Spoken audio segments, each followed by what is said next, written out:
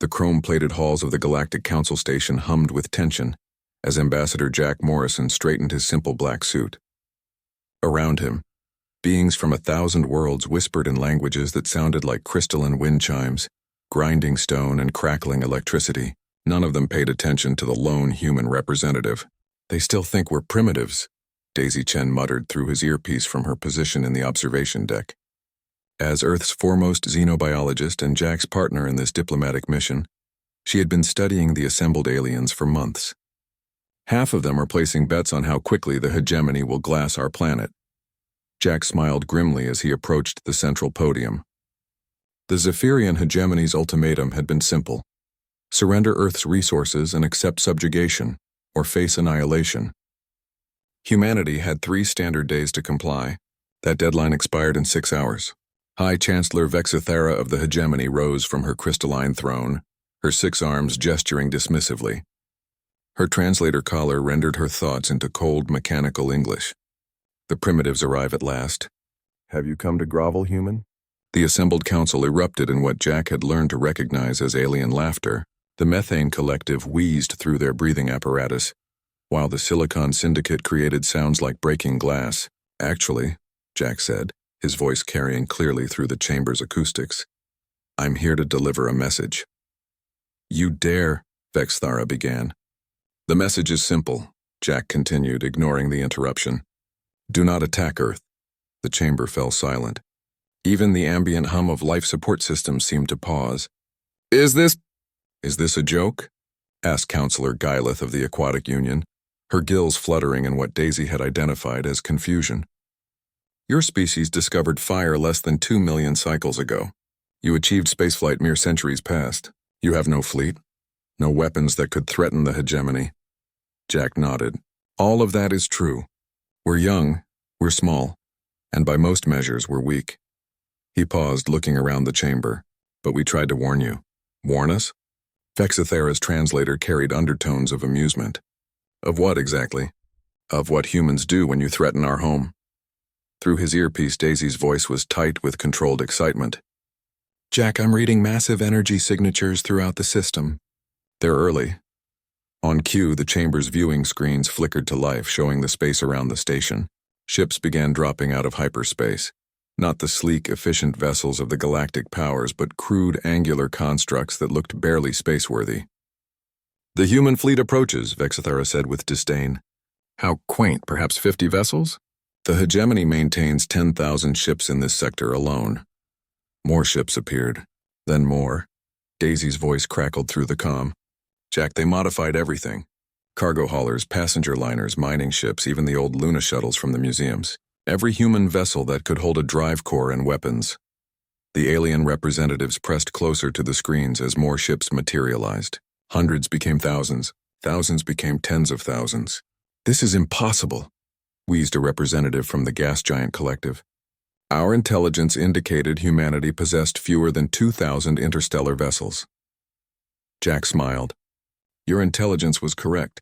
2 weeks ago." "Impossible," Vexthara repeated. "Ship construction takes years, decades for larger vessels." "For you, maybe." Jack's smile widened. "Humans are efficient when motivated.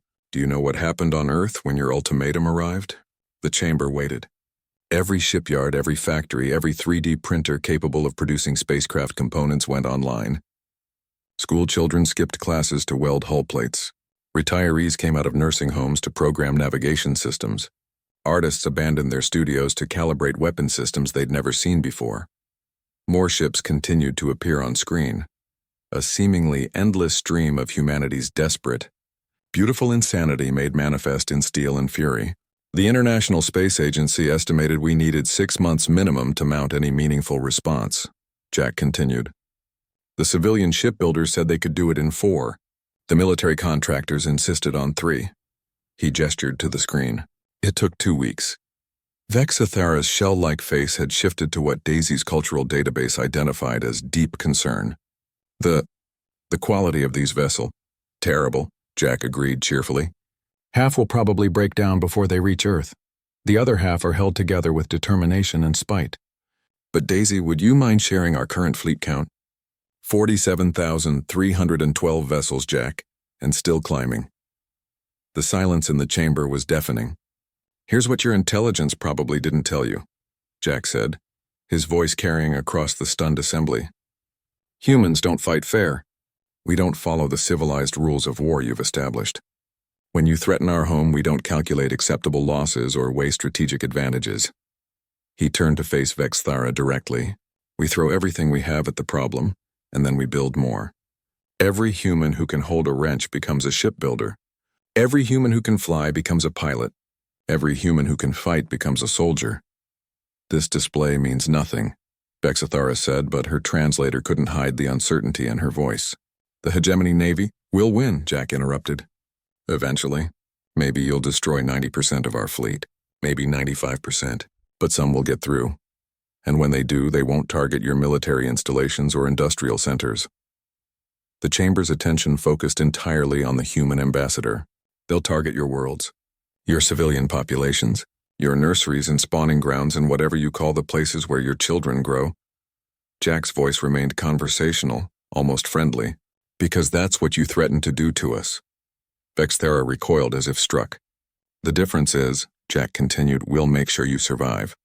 Some of you, anyway, just enough to remember what happens when someone threatens humanity's home.